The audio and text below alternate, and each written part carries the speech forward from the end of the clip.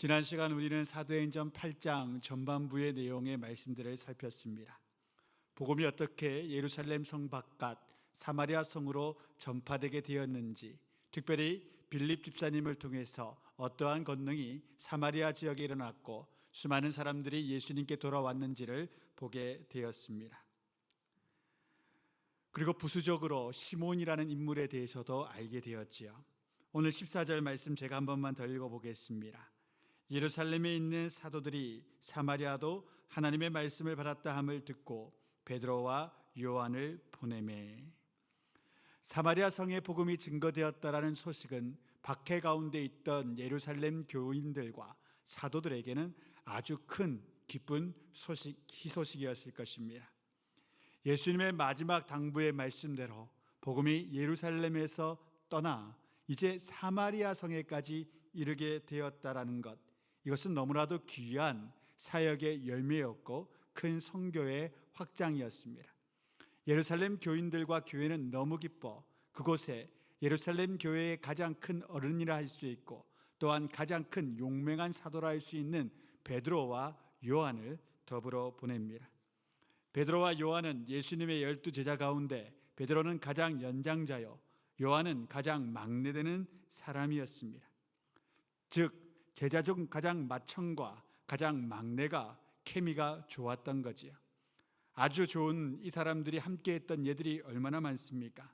부활했던 예수님의 그 무덤 앞에서도, 그리고 사도행전 3장에서 이미 우리가 보았던 것처럼 미문 앞 안전뱅이를 일으켜 세울 때에도 사도 베드로와 요한은 항상 파트너가 되어 함께 있었습니다. 너무 놀라운 그러한 선언이 있지요. 사도행전 3장 6절의 말씀 우리 함께 읽어보겠습니다. 베드로가 이르되 은과 금은 내게 없거니와 내게 있는 이것을 내게 주노니 나사렛 예수 그리스도의 이름으로 일어나 걸으라 하고. 우리 예수의 사람들, 예수님의 사람들은 오로지 예수 이름의 권세를 믿는 사람들입니다. 다른 그 어떤 것도 우리가 의지할 것 없습니다. 내게 주신 이름은 예수 그리스도의 이름밖에 없다라는 것입니다.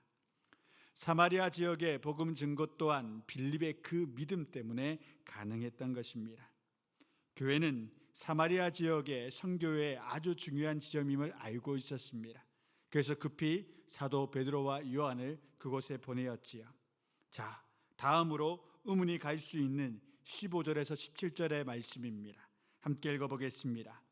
그들이 내려가서 그들을 위하여 성령 받기를 기도하니 이는 아직 한 사람에게도 성령 내리신 일이 없고 오직 주 예수의 이름으로 세례만 받을 뿐이더라. 이에 두 사도가 그들에게 안수함에 성령을 받는지라. 지리적으로 사마리아 성은 북쪽에 있습니다. 예루살렘 성은 한참 남쪽에 있지요.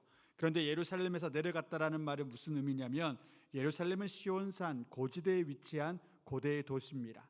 사마리아는 해발이 훨씬 낮은 곳에 있지요. 그래서 내리막길로 내려갔다라는 의미에서 북쪽에 있지만, 지도상으로는 북쪽에 있지만 내려갔다라는 표현을 하게 됩니다.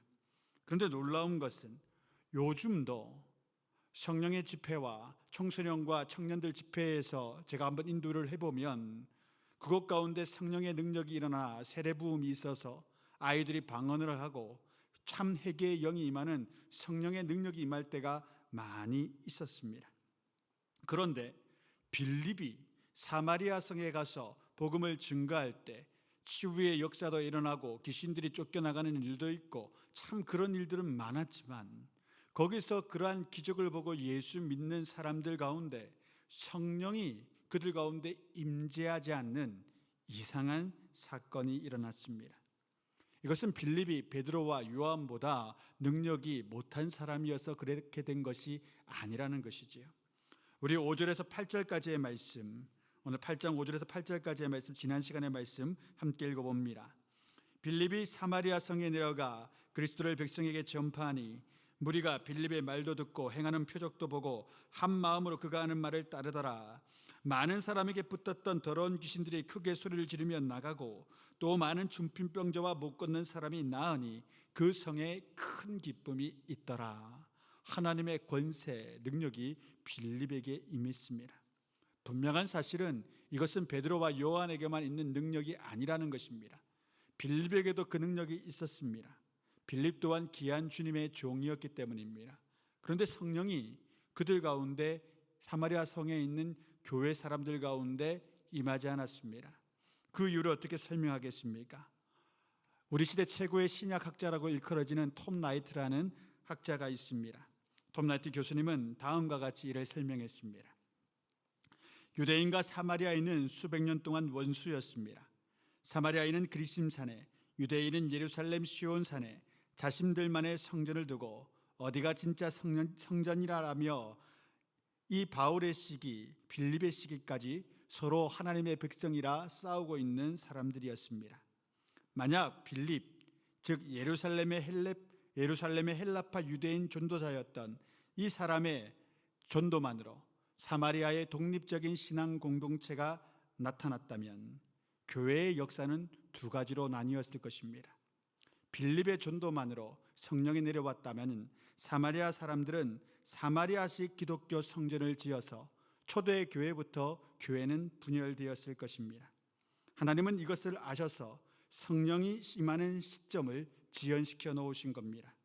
예루살렘에서 저들이 정말 미워했던 유대의 사도들이 직접 내려와 그들을 눈으로 확인하고 안수하게 함으로써 그리심산의 성전도 시온산의 성전도 무너졌고 이제 예수의 이름 안에서 유대인과 사마리아인이 하나의 새 성전, 성령의 전으로 연합되었다는 것을 온천하에 선포하기 위함입니다.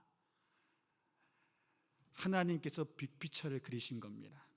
그냥 빌립이 복음을 증거할 때 성령이 내려와도 아무 문제가 없고 그에게도 예수 이름의 권세가 있었는데 하나님이 지연을 시키십니다. 왜?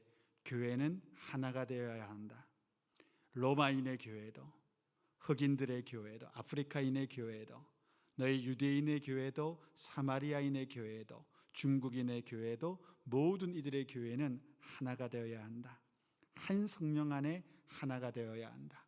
그래서 그 모습을 보이시기 위해 빌립 이후 사도 베드로와 요한이 왔을 때 성령의 역사가 그곳 가운데 임했다라는 것입니다.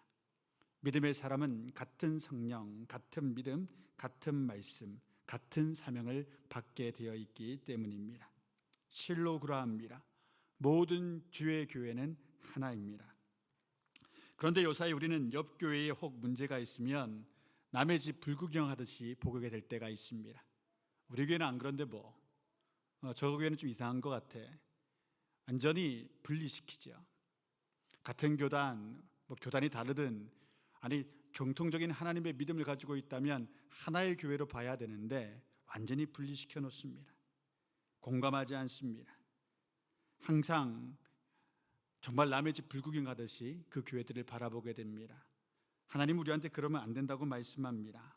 형제 교회의 아픔을 공감하고 그들의 어려움을 나의 어려움으로 인식하여 서로의 사랑을 나눌 것을 하나님은 명령하십니다.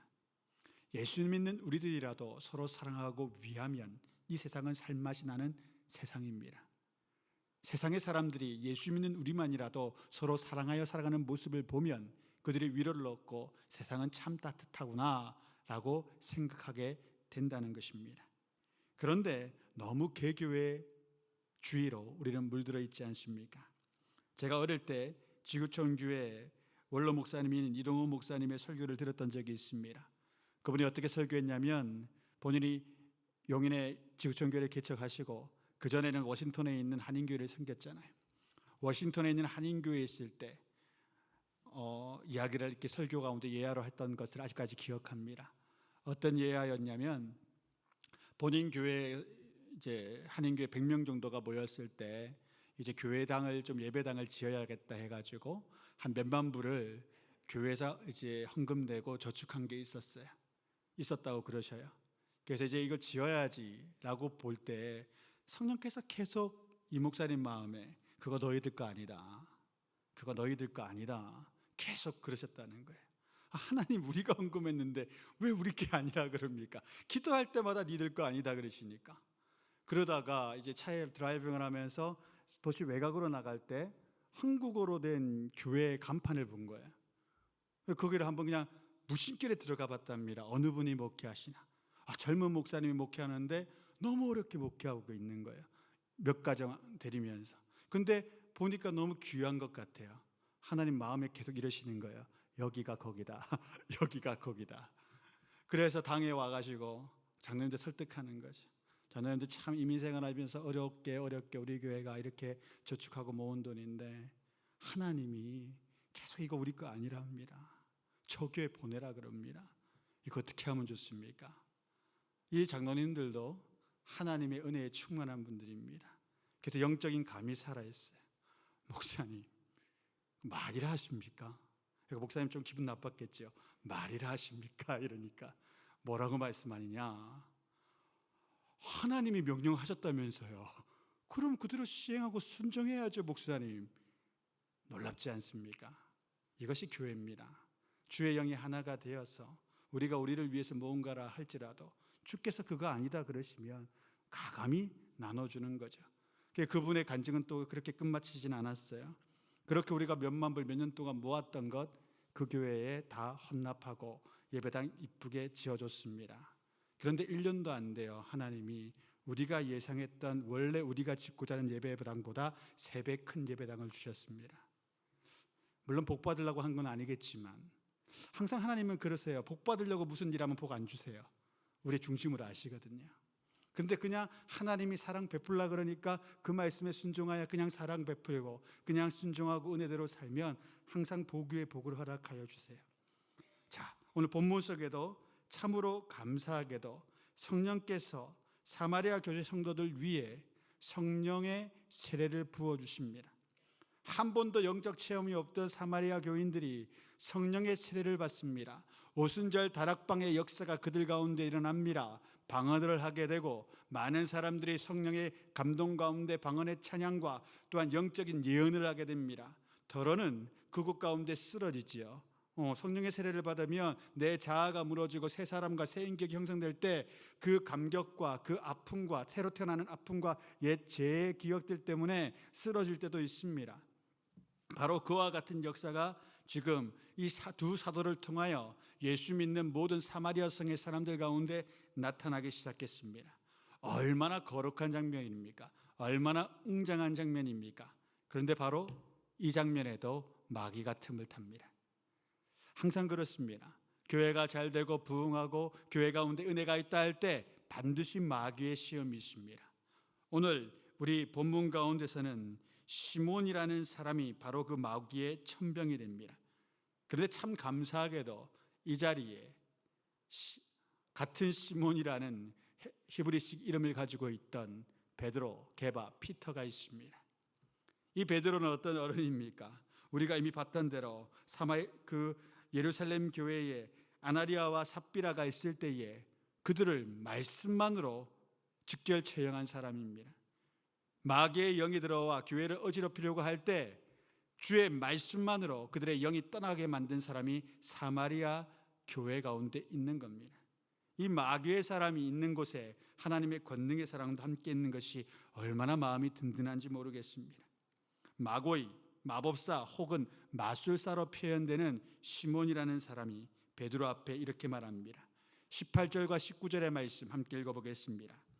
시몬이 사도들의 안수로 성령 받는 것을 보고 돈을 들여 이르되 이 권능을 내게도 주어 누구든지 내가 안수하는 사람은 성령을 받게 하여 주소서 하니, 마고의 시몬은 성령의 역사를 하나님의 선물로 보지 않고 주술적인 권능으로 해석한 사람입니다. 앞서 말씀드린 것처럼 성령의 역사를 바라볼 때 이것은 단순히 인간적인 힘이 아니다, 신적인 권능이 이곳 가운데 있구나. 그래서 그가 생각합니다. 나도 저 신적 권능을 획득해야겠다. 내가 저것을 컨트롤하고 마스터하면 이 권능으로 내가 얼마나 근사한 사람이 될 수 있을까?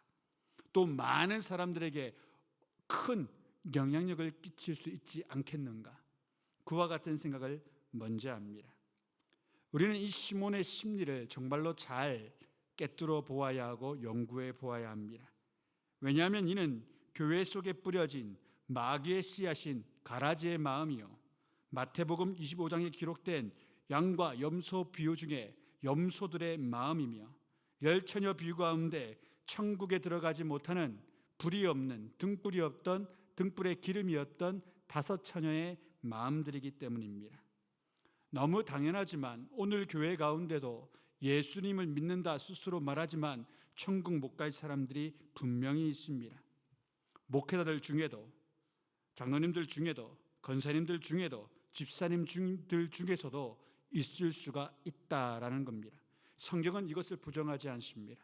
예수님도 이것을 부정하지 아니하고 사도행전에서도 이 말씀을 부정하지 않습니다. 가라지가 교회 가운데 분명히 있다는 것입니다. 얼마나 무섭고도 얼마나 어떻게 보면 깝깝한 이야기입니까? 근데 성경은 진리의 말씀입니다. 어느 시대에나 어느 교회나 가라지는 있다는 것입니다. 우선 시몬에 대한 이전 기록을 좀 참고해 보겠습니다. 어떤 가라지였는지 13절 말씀을 함께 읽습니다. 시몬도 믿고 세례를 받은 후에 전심으로 빌립을 따라다니며 그 나타나는 표적과 큰 능력을 보고 놀라니라. 여기에서 믿었다라는 것은 예수님을 인격적으로 만났다는 게 아니라 기독교의 도회, 기독교의 교리를 믿었다라는 것입니다. 여러분, 엄중하게 질문을 한번 던져보겠습니다. 시몬처럼 과연 교회에 다니고 세례를 받고 전심으로 성경을 공부하고 예배에 참여했다는 행위만으로 그가 그리스도인이 될 수 있는 것입니까? 오늘 사도행전은 그와 같은 질문을 우리에게 던지고 있습니다.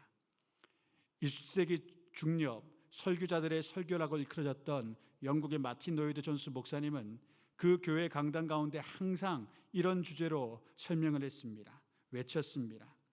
기독교 진리에 대해 지성적으로 동의하는 것과 그 영혼이 성령으로 말미암아 초자연적으로 거듭나는 것은 완전히 별개의 문제입니다.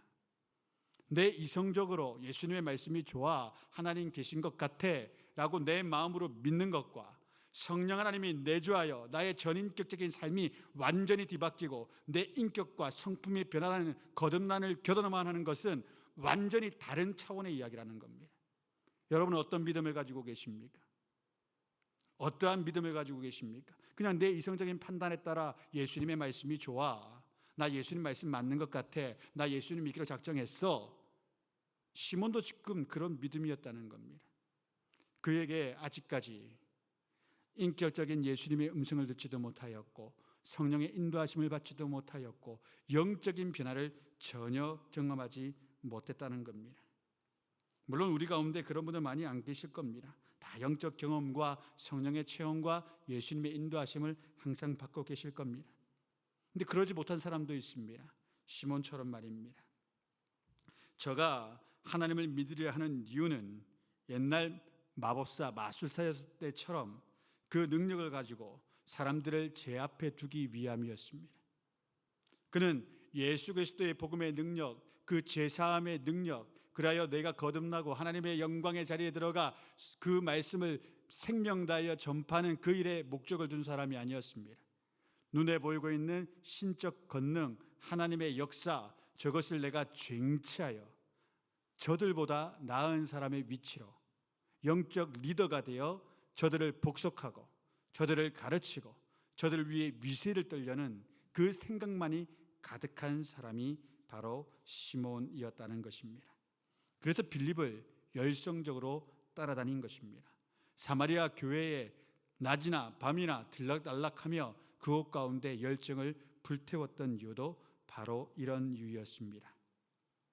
쉽게 설명하자면 그는 예수님을 주님으로 모셨던 것이 아닙니다. 그저 그분의 능력이 이 땅에 통함을 보고 그 예수님을 등에 업고 살려한 것입니다. 이는 야고보서가 언급한 귀신들의 믿음과 동일한 믿음입니다. 야고보서 2장 19절에 이렇게 기록되어 있습니다. 내가 하나님은 한 분이신 줄을 믿느냐? 잘 하는도다. 귀신들도 믿고 떠느니라. 나 하나님 믿어. 그분의 존재함을 믿어. 그분은 계시지. 그것에만 그치는 믿음은 귀신들의 믿음입니다.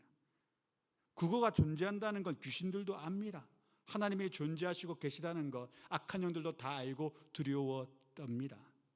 시몬의 믿음은 지금 그 믿음입니다. 내 저 능력을 보니 예수라는 분이 정말 하나님의 아들이시구만, 정말 하나님 계시구만, 그 능력이 정말로 이 땅 위에 임재하는구만. 그러면 어떻게 해야 됩니까? 하나님, 당신 보고 싶습니다. 하나님의 명령이 무엇입니까? 하나님의 뜻대로 살겠습니다. 이게 거듭난 사람이잖아요. 새로워진 존재잖아요. 근데 시몬은 그 능력을 보고 뭐라고 말합니까? 나 저거 가져야겠어. 나 저거 증치해야겠어. 나 저걸로 힘 있는 사람 돼야 되겠어. 바로 그 이야기를 합니다. 그래서 그는 마치 무당에게서 큰 귀신을 받기 위해, 신내림 받기 위해 돈을 지불하고 구술하는 사람들처럼 베드로와 요한에게 나와 돈을 줍니다. 아직도 세상적인 사고가 그 가운데 가득합니다. 베드로와 요한도 그러겠거니, 돈이 최고잖아. 돈으로 안 되는 게 어디 있어? 베드로, 요한, 당신들도 하나님의 사람이라 그러지만 돈 싫어? 좋아하잖아. 돈이 1등이지. 그 마음이 그 가운데 가득한 겁니다. 이 사람이 왜 그 능력을 받으려는지도 알게 되지요. 그 능력 가지고 돈 벌려고, 돈으로 모든 걸 해결하는 사람입니다. 딱 세상 사람이지요.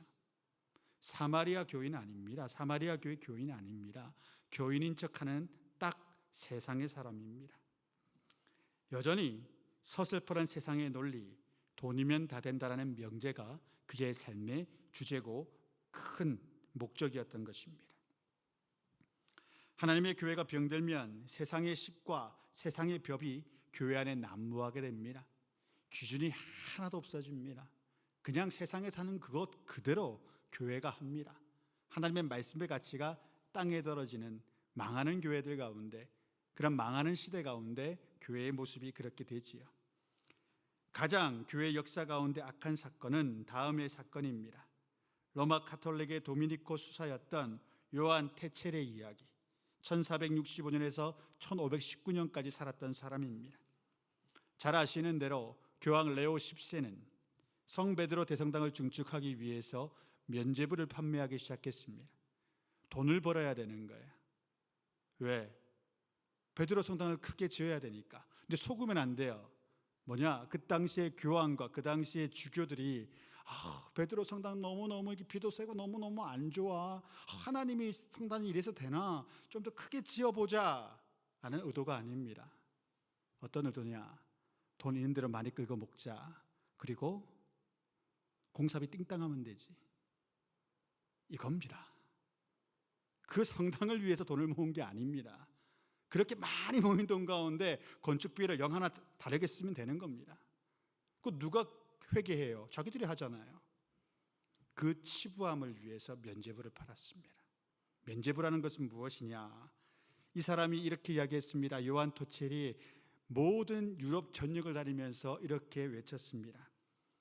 동전이, 여러분의 돈이 헌금함에 떨어지며 쨍그랑 소리를 내는 순간, 여러분의 금화와 은하가 헌금함에 떨어지는 그 순간, 여러분의 부모의 영혼이 연옥에서 천국에 올라가게 됩니다. 청개구리 같은 인간들이 엄청 돈을 많이 냈을 거예요. 살아생전 어머니 아버님 마음 엄청 아프게 했던 사람들이 부모님 떠나고 나자 아이고 저분도 연옥에 있을 것 같아 엄청 연보 많이 했을 겁니다. 요한 테첼은 시몬과 같은 사람이었습니다. 성스러운 것을 매매했습니다. 영어 단어 가운데 시모나이라는 단어가 있습니다. 이건 성직매매를, 돈으로 성직을 사고 파는 성직매매를 시모나이라고 말하는데, 오늘 사도행전 8장의 시몬의 이름에서 바로 그런 영어 단어가 생겨나게 된 것입니다. 참 아이러니하게도 요한 테첼의 이야기를 했지만 그 사람은 베드로를 위한 성당을 위해서 면죄부를 판매했는데, 오늘 베드로는 뭐라고 말하고 있습니까? 역사의 아이러니죠. 20절에서 23절의 말씀, 돈으로 사고 팔려 하는 사람에게 뭐라고 말합니까? 우리 20절에서 23절 말씀 함께 읽습니다. 베드로가 이르되 내가 하나님의 선물을 돈 주고 살 줄로 생각하였으니 내 은과 내가 함께 망할지어다. 하나님 앞에서 내 마음이 바르지 못하니 이 도에는 내가 관계도 없고 분길 때 것도 없느니라. 그러므로 너의 이 악함을 회개하고 주께 기도하라. 혹 마음에 품은 것을 사하여 주시리라. 내가 보니 너는 악독이 가득하며 불의에 매인 바 되었도다. 아멘. 은과 금은 없으나 예수 이름의 건세만 가진 베드로가 이와 같이 선언합니다. 시몬아, 내 은과 함께 너는 망할지어다. 이 십자가에도 그리스도의 도에는 내가 관계도 없고 분깃도 없을 것이라. 그러니 회개하라. 그렇지 않으면 내 악독으로 반드시 내가 오늘 망하게 되리라. 저는 오늘날 한국교회를 향하여 이렇게 말할 수 있는 믿음의 어르신들이 정말 없는 것 때문에 가슴이 너무 아픕니다. 제 청년 때만 해도 영적 어른들 많으셨습니다. 한국 교회를 향하여 정말 일갈하셨습니다. 잘못하는 교회를 향하여 그 교회 앞에 가가지고 일갈하셨습니다. 그 목사님 바라보고 왜 주의 전을 이렇게 이상하게 만드느냐 하시는 분들 되게 많았습니다. 좀 뿌듯했습니다. 한국 교회의 자정의 능력이 있겠구나. 그런데 오늘날 한국 교회에 그런 어른들이 너무 적습니다. 세상의 가치관으로 교회의 발을 들여 밀려는 영적 지도자들과 그런 영적 지도자들이 되려는 사람들에게 너는 반드시 망하리라 라고 말할 수 있는 분들이 많지 않습니다. 그래서 기도합니다. 그런 분들이 많아지는 한국 교회 되게 하여 주옵소서. 정말 그런 분들이 많으셔야 됩니다. 베드로의 이 하늘의 음성이 섞여 있는 책망을 들은 시몬이 그 앞에 바짝 엎드려 간구합니다. 24절 말씀 함께 있습니다. 시몬이 대답하여 이르되 나를 위하여 주께 기도하여 말한 것이 하나도 내게 임하지 않게 하소서 하니라. 그런데 이 말도 자세히 들여다보면 불신앙입니다. 지금 그는 회개를 하는 이유가 내 죄를 깨달았습니다. 하나님의 저 선물, 저 권능의 선물을 내가 돈으로 매매하려 하였군요. 내 안에 이 악독이 있음을 회개합니다 라고 말하지 않습니다. 오로지 그가 하려는 것은 나한테 그런 저주가 임하면 안 되지. 내 잘못한 거 그거보다는 이 저주가 내게 안 임하는 게 더 중요해. 내가 하나님 마음 아프게 한 그것보다는, 하나님의 마음을 무시한 그것보다는 그 징벌이 내게 안 임하는 게 더 중요해. 하나님은 안 보입니다. 오로지 자신만 보입니다. 그래서 베드로에게 간청합니다. 나는 하나님 누군지 몰라요. 나 열심히 교회 생활을 했고 나 열심히 모든 봉사를 했지만 나 하나님 누군지 몰라요. 그러니까 당신이 나를 대신하여 하나님께 기도드려 주세요. 그와 같은 일이 내게 일어나지 않게 기도하여 주소서라고 말합니다. 참된 회개는 여러분 회개해 보셨지 않습니까? 벌 받을까 봐 회개하는 사람은 잘 없습니다. 주의 영이 내 가운데 탄식하게 합니다. 내가 목사로서 이 정도밖에 못 됩니다. 하나님, 내가 목회자인데 이 정도 마음밖에 못 품습니다. 나 같은 게 무슨 목사입니까? 하나님 좀 고매하고 훌륭한 분 목사로 세우시지 나 같은 사람을 왜 목사로 세우셨습니까? 너무너무 죄송합니다. 너무너무 부끄럽습니다. 하나님, 이게 회개입니다. 하나님께 벌 받을까 하여 회개하는 게 아닙니다. 진짜 회개는 하나님과 나의 관계 가운데 이 관계가 이 죄 때문에 깨지는 게 안타까워 다윗처럼 울며 주의 성령을 내게서 떠나지 말게 하여 주옵소서. 그게 안타까워 우는 것이 회개입니다. 여러분, 예를 들어 그런 거 아니겠습니까? 여러분의 친구가 있습니다. 친구와 막 이렇게 하다가 내가 큰 실수를 친구에게 했습니다. 근데 친구가 고소할까 봐 무서워가지고 친구야 너무 미안하다. 내가 잘못했다. 고소하지 마라. 이랬다고 가정해 봅시다. 친구의 마음이 어떨까요? 진짜 친한 친구라면 이 여자는 왜 왔지? 내가 고소할까 봐 겁내서 왔네. 얘는 나랑 저랑 관계가 깨진 거에는 큰 의미를 두지 않네. 자기가 잘못한 것 때문에 내 마음이 얼마나 상해가지고 그것 때문에 내가 얼마나 우울하고 이것이 얼마나 미안한 일인지에 대해서는 전혀 생각이 없고 내가 고소하여 저가 벌 받을 것만 걱정하고 있네. 그러면 보통 드라마에서는 그 친구들이 반드시 고소합니다. 그죠? 용서하지 않죠. 사람이니까. 우리가 예수님께 그렇게 다가가면 안 되지 않습니까? 하나님께 그렇게 다가가면 되지 않지 않습니까? 하나님께 우리가 죄를 지었을 때 하나님 앞에 어떻게 나가야 됩니까? 이 죄 때문에 하나님 마음 얼마나 아프셨습니까? 예수님 나라 때문에 이 죄 때문에 죽으셨는데, 이미 죽으셨는데, 그 고난 다 받으셨는데 이 바보 같은 것이 또 이런 죄를 지어 하나님께 나아왔습니다. 아버지 불쌍히 여겨 주옵소서. 아버지 이 죄 정말 싫습니다. 이 죄 안 지었게 된다면 난 너무 행복할 것 같습니다. 죄 안 짓도록 제발 저를 만들어 주옵소서. 이것이 회개입니다. 그런데 오늘 시몬은 오로지 이것 같은 생각은 없습니다. 오로지 내가 받을 피해, 내가 받을 불행, 그것만 피해가면 되는 겁니다. 거의 제가 봤을 때는 약간 신앙적인 소시오패스 같습니다. 다른 사람의 하나님의 마음에 대한 그것에 대한 마음이 전혀 없고 오로지 그가 바라는 것은 하나님의 능력을 얻어서 컨트롤하여 내가 이 땅 가운데 잘 되는 것, 혹은 하나님께서 미움받았을 때 내가 이 땅 가운데 벌받지 않는 것, 오로지 나 자신밖에 없습니다. 여러분, 여기서 우리가 중요한 가라지의 마음을 알게 됩니다. 진정한 성도, 진정한 신자, 진정한 예수 그리스도의 제자는 나를 위해 살지 않습니다. 알곡들은 이 세상을 살아갈 때 나를 위해 살지 않습니다. 무엇을 위해, 누구를 위해 삽니까? 하나님 나라를 위해, 주를 위해 살아갑니다. 아멘이십니까? 그런데 가라지들은 정반대입니다. 하나님도 나 때문에 있는 겁니다. 하나님의 말씀도 오로지 나 때문에 있는 겁니다. 교회도 오로지 나 때문에 있는 겁니다. 그래서 교회에서 누군가 나를 불편하게 하면 가만 못 견디는 겁니다. 내가 종교 생활을 왜 하는데, 내가 교회에 왜 연보를 내는데, 이곳 가운데 내가 좀 위세를 얻고 이곳 가운데 인정을 받고 내가 이곳에서 이 사람들에게 그런 걸 받기 위해서 여기 있는데 나 때문에 하는 겁니다. 그들이 가라지입니다. 사랑하는 성도 여러분, 절대 나 때문에 신앙생활 하지 마십시오. 하나님 때문에 교회에 나와 하나님을 섬기시기 바랍니다. 여러분, 크게 공감 못할 수도 있습니다. 그런데 이렇게 이야기하면 금방 공감을 하시더라고요. 여러분의 담임 목회자가 있습니다. 목회를 왜 하냐? 내 영광을 위해서 합니다. 정말 최선을 다합니다. 여러분한테 매번 전화도 하고 기도도 열심을 다하고 말씀도 정말 10시간, 13시간 막 준비해서 합니다. 하나님 앞에 기도도 엄청 열심히 하고 노력을 합니다.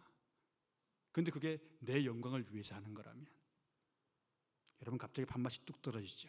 저 양반 그렇게 하나? 그잖아요. 그거 안 좋은 건 거 바로 아시잖아요. 그러면 안 되지. 목사님이 주님의 나라와 주의 의와 성도들 사랑하는 마음, 교회를 사랑하는 마음에서 그렇게 섬기셔야지. 그 순수함으로 나오셔야지. 그게 목회자지. 마찬가지입니다. 여러분의 장로의 직분, 권사의 직분, 성도의 직분, 집사의 직분, 그 모든 것들이 바로 그거 하라고 있는 겁니다. 나를 위해 있는 게 아닙니다. 주님을 위해 바치라고 있는 인생입니다. 여러분, 이렇게 듣다 보면 가슴이 깝깝한 사람들이 있어요. 어떤 사람이냐? 한 번도 주의 영을 체험하지 못한 사람. 주님이 내 등을 밀어 쭉 이끄시는 것을 경험하지 못한 사람. 주께서 내 손을 붙잡아 그런 형통의 길로 나를 인도함을 경험하지 못하는 분들은 이 말 들을 때 깝깝해요. 나는 사라지고 주를 위해 살면 그러면 내 건 아무것도 없어지는 거야? 이건 믿음의 문제입니다. 체험해 본 분들의 문제입니다. 여러분, 내가 나를 위해 살지 않고 주의 나라와 의를 위해 살아가면 우리 하나님은 항상 제가 강조하잖아요. 그 나머지 모든 것들을 더하여 주시는 분입니다. 이것을 믿는 것이 크리스찬입니다. 하나님께 더 많이 헌신하십시오. 사람에게 헌신하려고 하지 마시고 하나님께 더 많이 헌신하십시오. 여기서 헌신한다 그러면 갑자기 여러분들 육체적인 교회에서의 일을 떠올리시는데 그런 거 아닙니다. 여러분들의 가정에서, 여러분들의 일터에서, 여러분들의 기도의 시간을 만드십시오. 여러분들의 예배의 시간을 만드십시오. 여러분들의 찬양의 시간을 만드십시오. 그것 가운데 하나님을 섬기십시오. 애써 교회 안 나오셔도 됩니다. 이 바쁜 생활하는데 굳이 예배당 나와서 기도 안 하셔도 됩니다. 여러분의 개인적인 그 삶의 자리에서 하나님을 위한 시간을 만드십시오. 그 시간을 온전히 지켜 순종하여 나가십시오. 하루에 얼마간 시간을 정하여 그 정한 시간마다 난 주님께 나아갑니다. 제가 아는 어떤 집사님은 너무 바쁘니까 운전을 한 하루에 1시간, 2시간 한대요. 그때마다 그거 들리는 바이블 뭐죠? 갑자기 이름이 생각이 안 나는데 바이블 앱이 있잖아요. 성경 앱이 있잖아요. 그거 그냥 틀어놓으시는 거예요. 성경 읽을 시간 진짜 없으시대요. 너무 바빠서. 근데 운전하는 그 시간에 말씀을 천천히 그걸 0.7배속, 8배속으로 해가지고 천천히 들으면서 가시는 거예요. 왜? 그렇게라도 말씀을 접하고 싶어서. 근데 놀랍게도 하나님은 그러한 열정 가진 분들에게 그렇게 귀에 들리는 말씀, 눈에 읽어도 딱 안 들어가는 그 말씀을 귀로만 듣고 운전하는데도 들리게 하시는 역사를 허락해 주십니다. 딱 가슴 밖에 꽂히는 말씀을 주십니다. 오늘 이 말씀 붙들고 살아야겠구나. 사랑하는 성도 여러분, 뭐 거창한 것이 하나님의 일 아니에요. 이 예로 한번 맞춰보지요. 여러분들이 연애를 지금 연애하시면 안 되죠. 대부분의 분들이 옛적 연애하실 때를 떠올려 보세요. 꼭 이런 말 하면 마음속으로 우리는 중매다. 중매는 연애 아닙니까? 사랑해서 결혼했는데. 아무튼 연애하셨을 때를 떠올려 보시면 좋겠습니다. 아니면 영화상에서 연애했던 사람들을 떠올려 보시기 바랍니다. 사랑하는 사람들에게 서로를 위하는 일은 뭡니까? 별거 아니에요. 거창하게 그를 위해서 드레스를 만들어줘야 되고 차키를 만들어줘야 됩니까? 아니잖아요. 사랑하는 사이 그 연인들 간의 관계에서 그들의 사랑의 이름 뭡니까? 밥 먹었어? 뭐 먹었는데? 아우 좋았겠다. 지금 뭐해? 고민은 뭐야? 오늘 뭐 했어? 시시콜콜한 이야기하는 겁니다.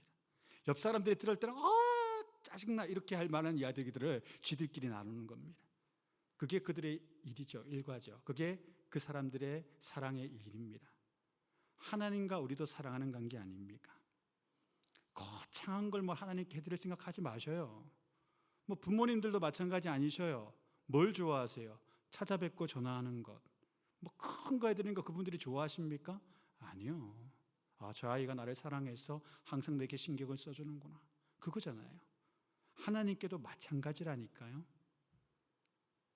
하나님께도 마찬가지예요. 우리 하나님께서 우리에게 요구하시는 것. 시몬은 그걸 절대 몰랐죠. 오로지 원하는 것. 너나 사랑하냐? 하나님 나 사랑하죠. 그래서 너 오늘 나한테 뭐 할 건데? 하나님 내가 아침, 점심, 저녁으로 하나님 만나라고 할 거예요. 어디서 만날 건데? 내 귀한 일터에서 하나님 만날 거예요. 그러냐? 나 그때 기다린다. 나 설레려고 그래. 하나님 나 하나님의 마음이 뭔지 알고 싶어요. 그래서 나 오늘부터 성경을 3장씩 읽기로 했어요. 하나님 그 말씀 가운데 하나님 나를 향한 마음을 알려주세요. 야, 너 근사하다. 그거 좋은 일이다. 난 너무 너한테 마음이 쓰이는데.